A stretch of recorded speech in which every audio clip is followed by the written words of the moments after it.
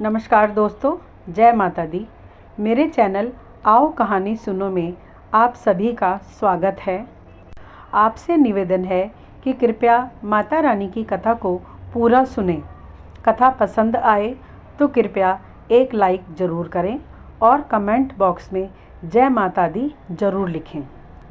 एक समय की बात है, सूरत नाम का एक राजा था। वह अपना पूरा राजपाट मंत्रियों के भरोसे छोड़कर खुद भोग विलास में ही डूबा रहता था। कुछ समय बाद उसके शत्रु ने उसके राज्य पर आक्रमण कर दिया। राजा सूरत के मंत्री और परिवार के कुछ लोग भी शत्रुओं से ही जा मिले। शत्रु से पराजित होकर राजा सूरत तपस्वी वेश धारण कर जंगल की ओर चले गए। वहाँ उनकी भेंट समाधि नामक एक वैश्य से हुई।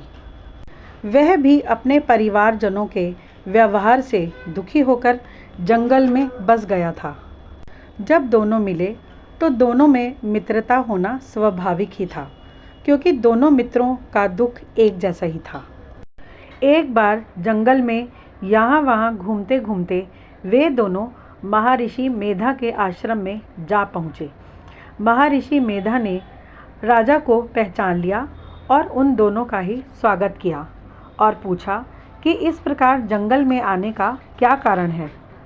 तब उन दोनों ने ही बताया कि यद्यपि हम दोनों अपने प्रियजनों से तिरस्कृत होकर जंगल में आए हैं, परंतु दोनों से ही अपने परिवार का मोह नहीं छूट रहा। हे ऋषिवर, आपसे निवेदन है कि कृपया आप बताइए कि हमारे मोह का क्या कारण है। अपने परिवार द्वारा इतना अपमान होने पर भी क्यों हमारा ध्यान उन्हीं की ओर लगा हुआ है और उनका विछोह हमसे सहन नहीं हो रहा। कृपया आप हमारा मार्गदर्शन करें और हमें इस मोह रूपी दुख से छुटकारा दिलवाएं।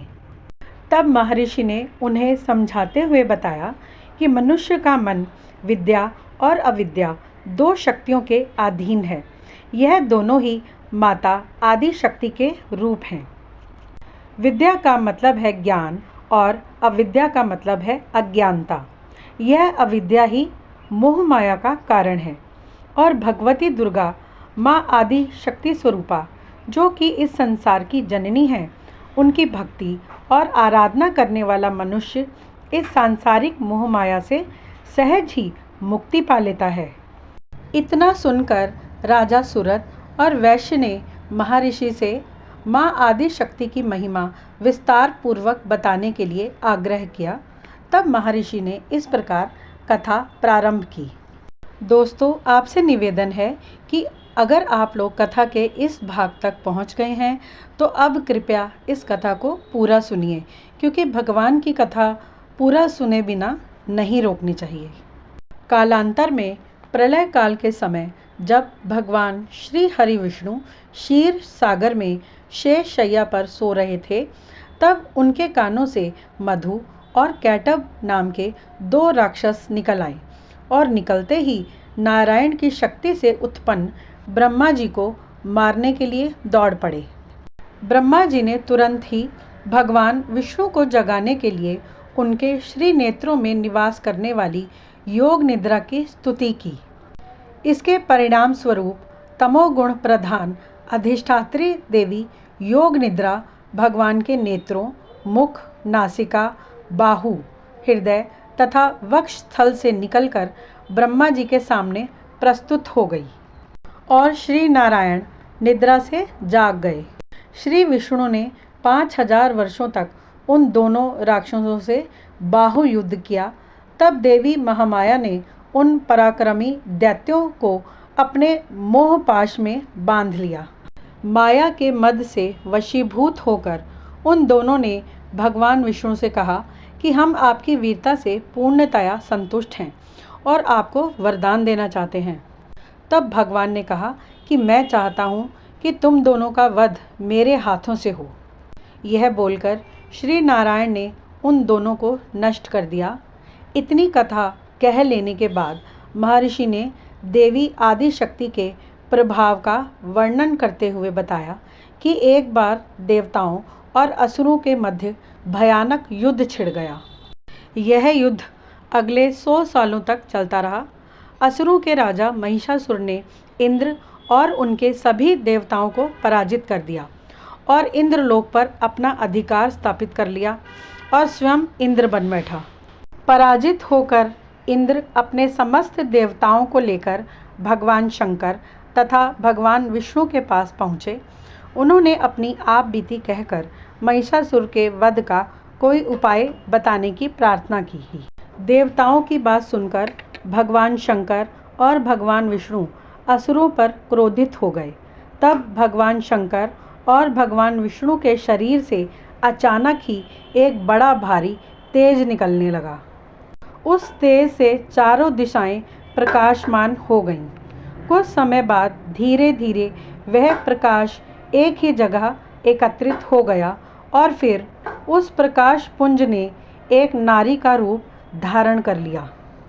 सभी देवताओं ने उस देवी को पुष्प अर्पण किए और उसकी स्तुति की। इसके उपरांत देवताओं ने उस देवी को आभूषण और आयुध अर्पित किए। प्रसन्न होकर देवी ने ऊंचे स्वर में जोर से अट्टहास किया। उसके अट्टहास की तीव्रता से पूरी धरा कांप उठी और पर्वत डोल गए। तब दैत्यों के सैन्य दल भी सुसज्जित होकर लड़ने के लिए उठ खड़े हुए।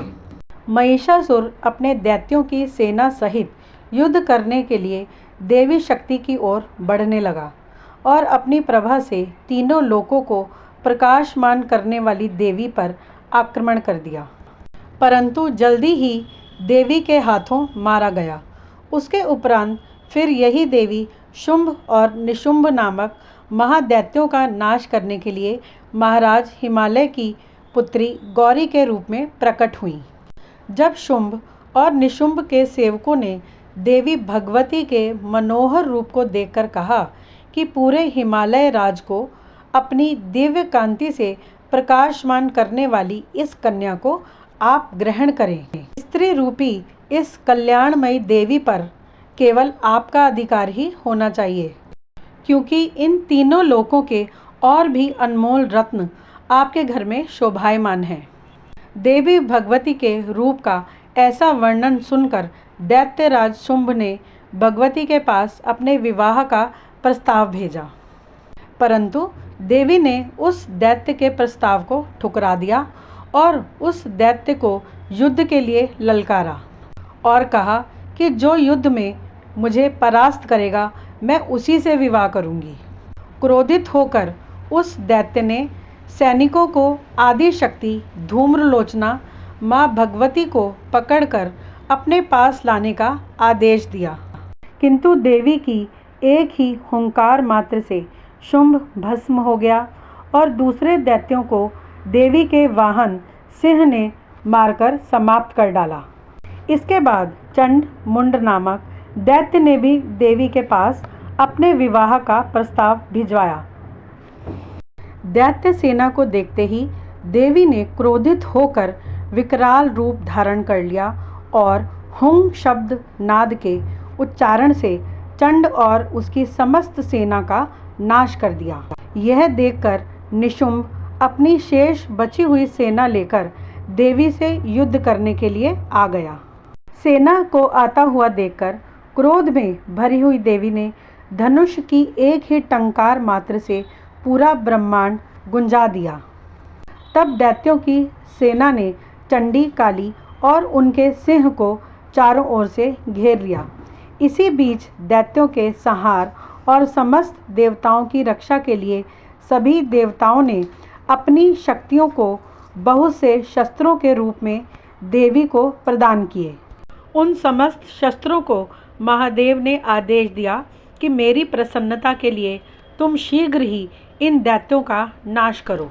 महादेव का आदेश पाते ही देवी के शरीर में से ही एक और भयानक उग्र चंडिका देवी प्रकट हो गई। पहले उस अपराजिता देवी ने महादेव द्वारा दैत्यों को संदेश भेजा कि यदि जीवित रहना है तो तुरंत वापस पाताल लोक चले जाओ और इंद्रादिक आदि देवताओं को यज्ञ और स्वर्ग का भोग करने दो। परंतु दैत्यों ने युद्ध आरंभ कर दिया। तब देवी चंडिका ने धनुष की टंकारों से दैत्यों के सभी अस्त्र शस्त्रों को काट डाला। जब दैत्य हारने लगे तब वहाँ एक रक्त बीज नामक महाशक्तिशाली दैत्य प्रकट हो गया और उसने देवी से युद्ध करना आरंभ कर दिया। रक्त बीज के रक्त की बूंदें पृथ्वी पर गिरते ही दैत्यों का रूप धारण कर लेती थीं। तब चंडिका देवी ने अपने एक हाथ में खप्पर यानी कि मनुष्य की खोपड़ी से बना हुआ कटोरा ले लिया और दूसरे हाथ में उठाए हुए शूल से रक्त बीज पर प्रहार किया। इस प्रकार रक्त बीज के रक्त की बूंदों को पृथ्वी पर गिरने से पहले ही खप्पर में भरकर अपने मुंह में ग्रहण कर लिया। रक्त बीज ने क्रोध में आकर देवी पर गदा से प्रहार किया, परंतु देवी पर उसका कोई असर नहीं हुआ। तब देवी ने अपने अस्त्र शस्त्रों के प्रहारों से रक्त बीज का अंत कर डाला। यह देखकर समस्त देवता प्रसन्न होकर देवी का गुणगान करने लगे और इस प्रकार पूरे संसार में शांति हो गई। यह कथा सुनने के बाद राजा सुरथ और समाधि नामक वैश्य बहुत ही प्रभावित हुए और इसी आश्रम में रहकर कई वर्षों तक भगवती की उपासना की। एक दिन देवी ने प्रसन्न होकर उन दोनों को दर्शन देकर आशीर्वाद दिया और मोह माया के बंधनों से मुक्त कर दिया। तब वैश्य ने तो अपना बाकी का बचा हुआ जीवन सभी प्रकार की सांसारिक मोह माया को त्याग कर आत्मचिंतन और भगवत प्राप्ति के मार्ग में लगा दिया और राजा सुरथ ने अपने राज्य में वापस लौटकर अपने कुछ शुभचिंतक मंत्रियों को एकत्रित किया और शत्रु राज्य पर आक्रमण करके अपनी प्रजा को मुक्त करवाया। इस प्रकार राजा सुरथ ने अपना स्वाभिमान और वैभव दोबारा प्राप्त किया। प्रेम से बोलो जय माता दी।